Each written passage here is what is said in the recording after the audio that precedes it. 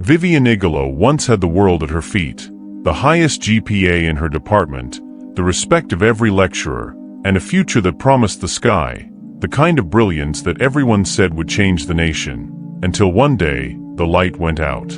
It was a morning that made the residents of Lekki look away in pity. The sun hammered down on the unfinished concrete skeletons of a new estate, where the air was thick with the gray fog of cement dust and the rhythmic thud of shovels. Vivian stood in the middle of the grit in an oversized orange jumpsuit, her brow slick with sweat as she balanced a heavy concrete block on a padded head ring. Her muscles burned with a fatigue that no library session could prepare her for, yet her gaze remained fixed on the horizon. On the nearby road, a white luxury Mercedes-Benz slowed to a crawl, its polished paint reflecting the grime of the site like a cruel mirror. Everything was quiet until a window rolled down, and the first mocking words pierced the air like a siren. "Girls, look at her now mixing sand like an ordinary laborer, so this is what the genius finally became, a common block carrier under the hot sun," Chica said. Unaware she just mocked the new boss, and what she did next shocked everyone. If you're just tuning into this channel, please subscribe, give this video a thumbs up, and don't forget to share with your friends and family, and tell us where you're watching from in the comments section. In the heart of Lagos, where the humidity is thick with a scent of ambition and expensive cologne, Catherine Osunbor, Lillian, and Chica moved like deities made of silk and high-definition filters. Their lives were a carefully choreographed performance of luxury, lived mostly through the lens of a smartphone camera. To the outside world, they were the slay queens, the ultimate symbols of female success who had supposedly cracked the code of the city's elite. Catherine, the undisputed leader, navigated her white Mercedes-Benz through the chaotic streets of Victoria Island as if she owned the asphalt. She was the architect of their public image, a woman whose skin glowed with the radiance of $1,000 spa treatments, and whose Instagram feed was a curated gallery of private jets and penthouses. Beside her, Lillian was the megaphone of the group. Her long, acrylic nails were constantly clicking against the latest titanium frame phone, broadcasting their every movement to a million envious followers. Lillian didn't just wear designer brands. She wore limited editions, and bragged about gadgets that most people wouldn't see for another 6 months. Then there was Chica, the most dangerous of the trio. With a tongue as sharp as her designer heels, she could dismantle a rival's reputation with a single devastating comment. Her pride was measured in follower counts and the size of her high-rise balcony overlooking the Atlantic. But beneath the glittering surface of their designer handbags and Dubai vacations, the foundations were built on shifting sand. Their wealth was a mystery to those who remembered them as ordinary students, a puzzle fueled by anonymous sponsors and high-interest debt that whispered of an impending storm. They lived in the now, ignoring the fact that their brilliance was borrowed and their status was a debt they could never truly repay.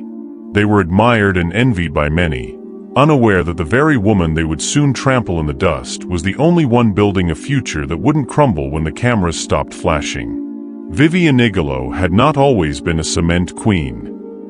Just 3 years prior, she was the golden girl of the engineering faculty, a student whose name was whispered with reverence in the hallowed halls of the university. While others like Catherine, Lillian, and Chica were busy curating their social media lives and finding shortcuts to pass exams, Vivian was the one who stayed behind to tutor them, freely sharing the brilliance that came so naturally to her. She was the genius who never looked down on anyone, the girl whose graduation was supposed to be a launching pad for a career that would redefine the Lagos skyline. But life has a cruel way of leveling the strongest foundations.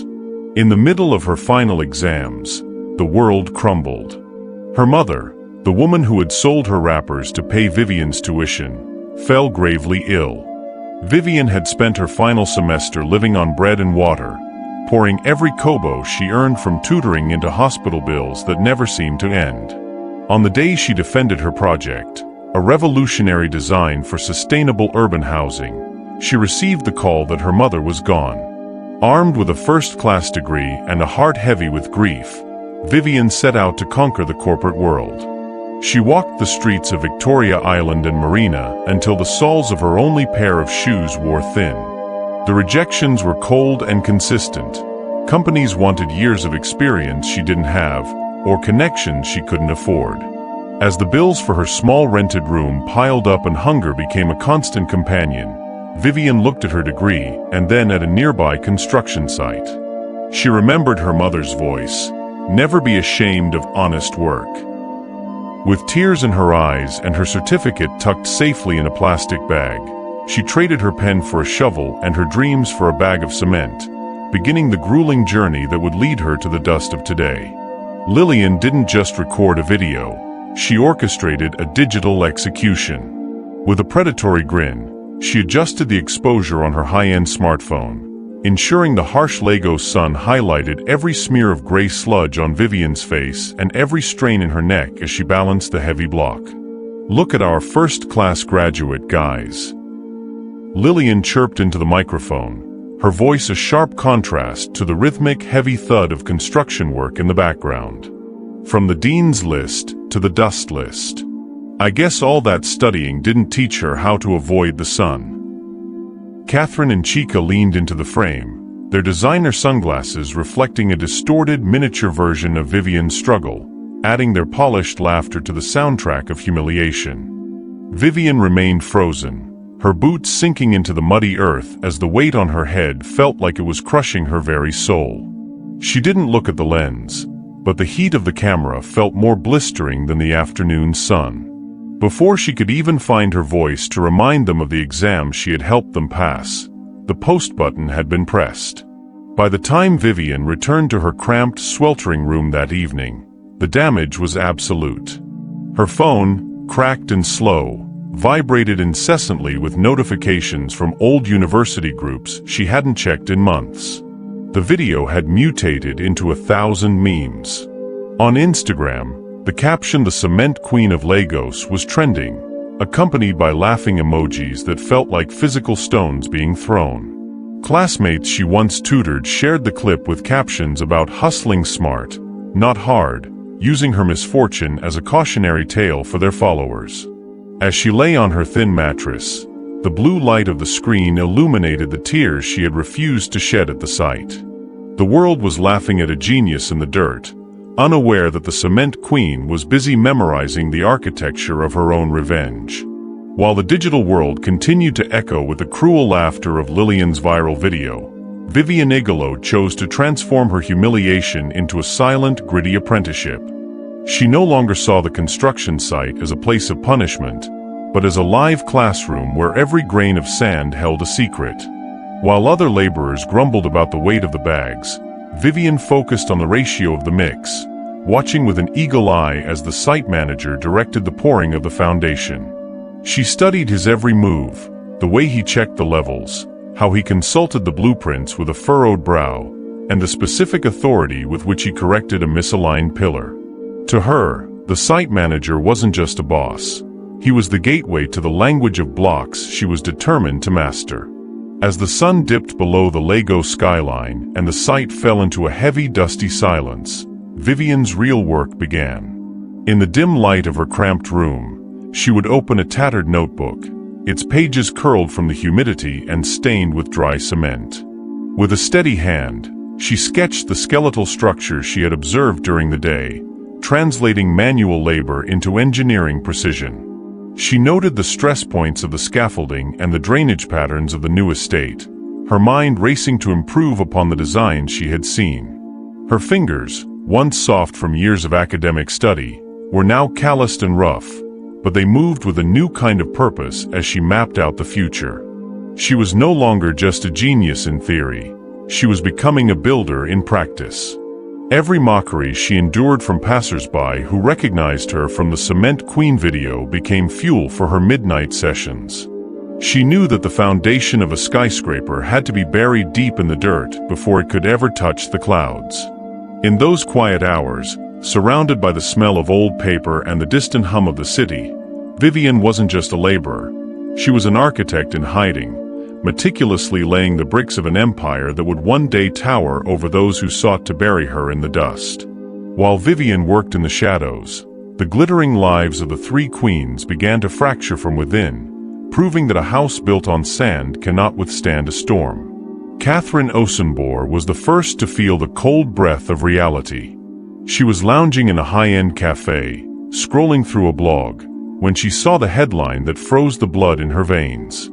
Her main benefactor, the married businessman who funded her Range Rover and luxury apartment, had been picked up by the authorities in a massive fraudulent scandal.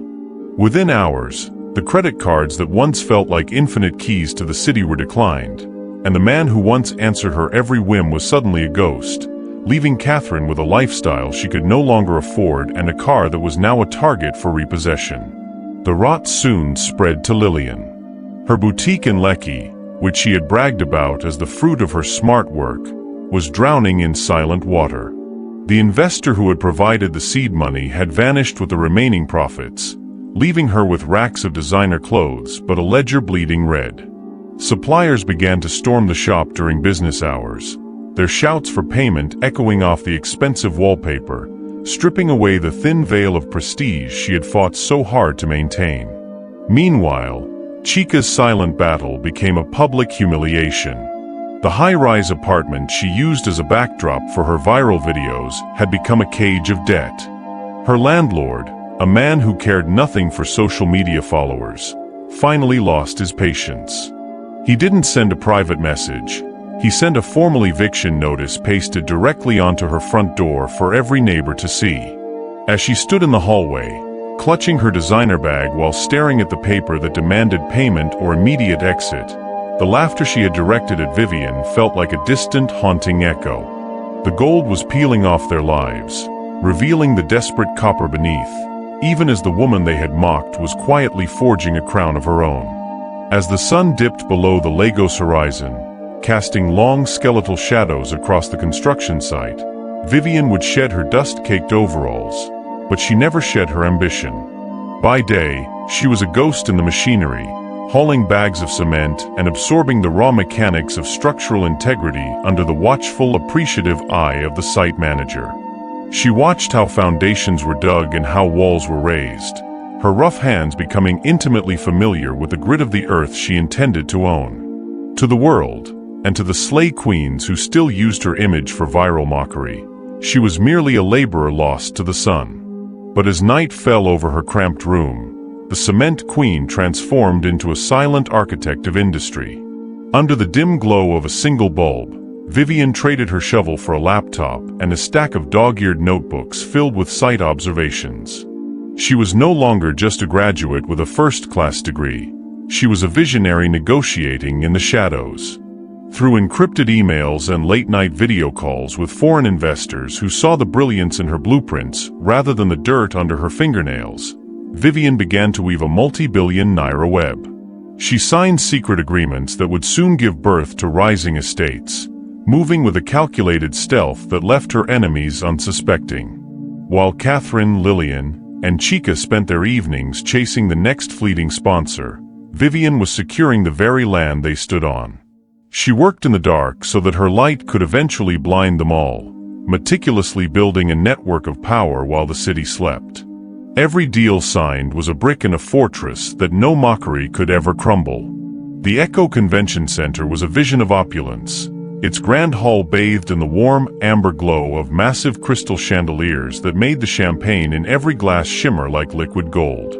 Lagos elite, the power brokers, the fashion icons, and the political heavyweights moved through the room in a rhythmic dance of networking and luxury. Among them, Catherine, Lillian, and Chica felt like they had finally reached the pinnacle, having secured VIP seats through a web of favors and desperate charm. They whispered excitedly about the mysterious billionaire behind rising estates, oblivious to the fact that the very foundations of their world were about to shift. The master of ceremonies' voice boomed, cutting through the sophisticated chatter as he invited the audience to welcome the visionary behind the city's most ambitious empire. The lights dimmed, and a solitary spotlight pierced the darkness, focusing on the stage entrance. Then, she stepped out. Vivian Igalo moved with a grace that silenced the room, her presence commanding and absolute. Gone were the dusty orange overalls and the grit of the construction site. In their place was a sleek, custom-tailored black and gold suit that hugged her frame with regal precision. Her hair was swept back in a sophisticated style, and her skin, once darkened by the sun, now glowed under the stage lights. As she reached the microphone, a collective gasp rippled through the VIP section. Catherine's glass slipped from her hand, shattering against the marble floor as she stared at the cement queen transformed. Vivian didn't need to say a word to acknowledge them. Her silent, triumphant smile told the entire story. The laborer they had mocked for carrying blocks was now the woman who owned the very ground they stood on. The air in the Echo Convention Center turned cold as Catherine, Lillian, and Chica approached the stage, their designer heels clicking tentatively against the polished floor. The vibrant, commanding woman in the sleek black and gold suit was no longer a blur on a screen. She was Vivian Igalo, the very classmate they had branded the Cement Queen just months ago. Their faces, once painted with smug arrogance, were now pale masks of disbelief. Catherine's voice, which had once boomed with mockery over a Mercedes-Benz engine, was now a fragile whisper as she stammered, "Vivian, we didn't know it was you." Lillian and Chica hovered behind her, their eyes darting nervously toward the cameras they had once used to weaponize Vivian's struggle. Desperate to salvage their crumbling reputations and bank accounts, the trio forced trembling smiles, offering hollow apologies and suggesting a partnership to promote the Rising Estates brand to their followers. Vivian watched them for a long moment, her silence more deafening than the applause that had filled the hall moments before. She looked at their outstretched hands and then into their eyes, seeing the same vanity that had fueled their viral cruelty. "I appreciate your words," Vivian finally replied, her voice steady and echoing with the dignity of a woman who had built her empire block by block. "But my empire is built on truth, patience, and the sweat of honest labor. I cannot partner with those who mocked the very foundation it stands on." Without a hint of malice, she turned her back on their pleas, leaving the Slay Queens standing like hollow statues in the middle of her success. Vivian walked toward the waiting journalists, leaving the three women to realize that while they had been busy chasing likes, she had been busy building a future they could no longer afford to be part of. As the sun set over the gleaming towers of Rising Estates, the world Vivian had painstakingly built stood as a testament to the power of silent, honest labor. No longer the cement queen of viral ridicule, she was now the undisputed pillar of the city's skyline, her boots firm on the ground she now owned. Every block she once carried had become a brick in a multi-billion naira empire that inspired a generation to value substance over shadows. While Vivian rose, the fragile world of her mockers finally turned to dust. The collapse of the Slay Queens was as public as the video they had used to shame her. Catherine's luxury lifestyle evaporated overnight when her sponsor's fraudulent empire fell, leaving her Range Rover repossessed and her name dragged through the mud of a criminal scandal. Lillian, once the loud voice of the trio, was silenced by a mountain of debt that forced her to sell her designer handbags just to keep the lights on in a cramped apartment far from the glamour she once flaunted. Chica's social media following, the only currency she truly valued, plummeted as the internet she once weaponized turned its sharpest tongues on her, labeling the trio as stray queens who had traded their souls for a fake life. While they scrounged for relevance in the ruins of their vanity, Vivian walked through her estates, shaking the rough hands of her workers with a respect born of shared sweat. She had proven that while mockery and shortcuts might shine for a moment, only truth and patience can build a foundation that will never crumble. The stone they had rejected had truly become the pillar of the city.